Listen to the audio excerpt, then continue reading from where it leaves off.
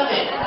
Kung hindi mo kaya to, hindi mo kaya yan, hindi mo kaya yung 7 heads, hindi mo kaya 3 heads, maghati kayo magkaibigan, dalawa kayo na yung maghati kayo sa puhunan.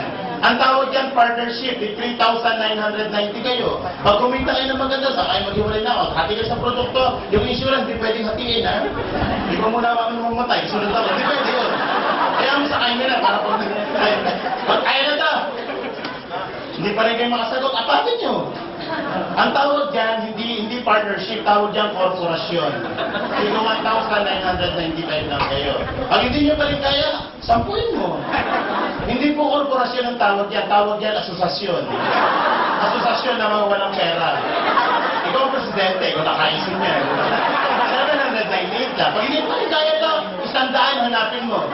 Hindi po asosasyon ang tawag dyan kooperatiba. 79 pesos at 80 centavos na kayo. Kaya lang, pag kumita kayo ng 1.5, dahil 100 kayo, ang partihan nyo lang, tigigil lang kayo. Eh, may bawas pa yan kasi may tax na babawasan, 10%, withholding tax. Kaya may iwan sa cheque mo, 13.50, pagpunta mo ng BDO, 3 valid ID pa kailangan. Pag hindi mo pa rin kaya to, abay kahabag-habag na ang buhay mo. Ito mas bagay sa'yo para matapos na ang paghihirap mo. Ano yan? Gulong, pasagasa ka lang. Bebiro po. Wala pa naman dyan. Medyo pinahihingi ko lang kayo ng konti. Kasi alam niyo po ba, kapag daw ikay laging masaya, ang blessing mas pumapasok sa'yo. Tama mo ba? Pag kayo'y laging nakasimalmal, ano nakasimalmal? Baka ganito, yan po ba'y negative?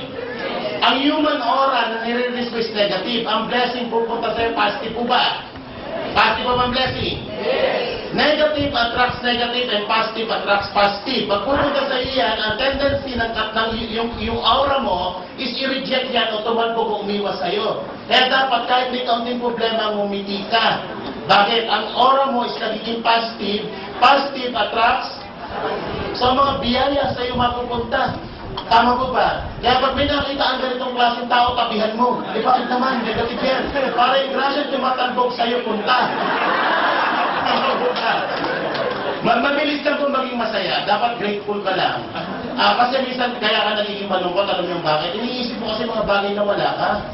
Para maging masaya po kayo, be thankful for what you have.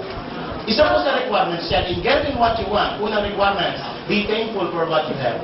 Wala kang sapatos, putput na sapatos mo, magpasalamat ka, may paa ka. Ang dami mo ng paa, tama ba? Meron sila mabilis sa paa, wala ka silang paa. Samantalang hindi nakakalakad, napaka-grateful mo.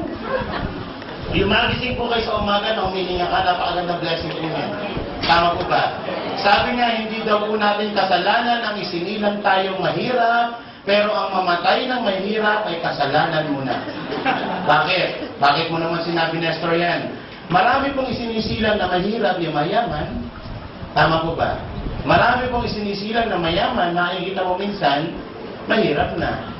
So anong point doon? Kung iniisip mo na kaya mong yumaman, tama ka. Kung iniisip mo na hindi mo kayang yumaman, tama ka.